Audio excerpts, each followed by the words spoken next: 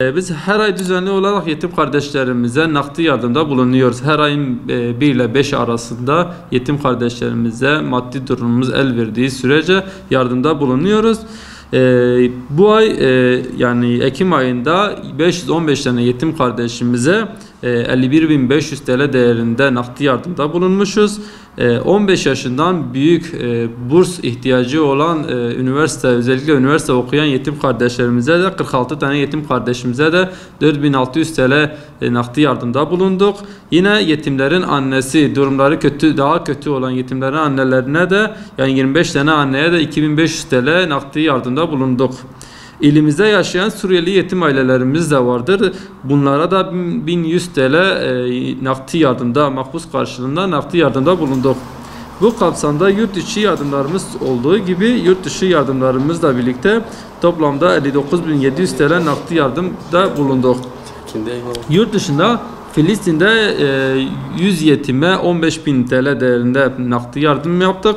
Yemen'de 57 yetime de 8.550 TL nakdi yardımda bulunduk. Doğu Türkistanlı kardeşlerimize ise 20 yetime toplamda 2.000 TL nakdi yardımda bulunduk.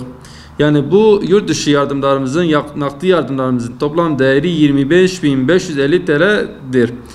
Bu kapsamda Diyarbakır'daki yetim kardeşlerimize, Diyarbakır ve çevresindeki yetim kardeşlerimize kırmızı et yardımlarımız olmuştur. Toplamı 298 kilogram. Yani Merkez Sur ilçesi, Yenişehir, Bismil, Çınar, Silvan, Çermik, Ergani gibi ilçelerimize nakdi yani kırmızı et yardımlarımız sürmüştür. Bu kapsamda Merkez Sur ilçesinde 18 ailemize, Yenişehir'de 33 ailemize, Bismil'de 12, Çınar'da 32, Çermik'te 5 aile, Ergani'deki aileler 22 ailemize, Hani'de 24 ailemize kırmızı et yardımda bulunduk.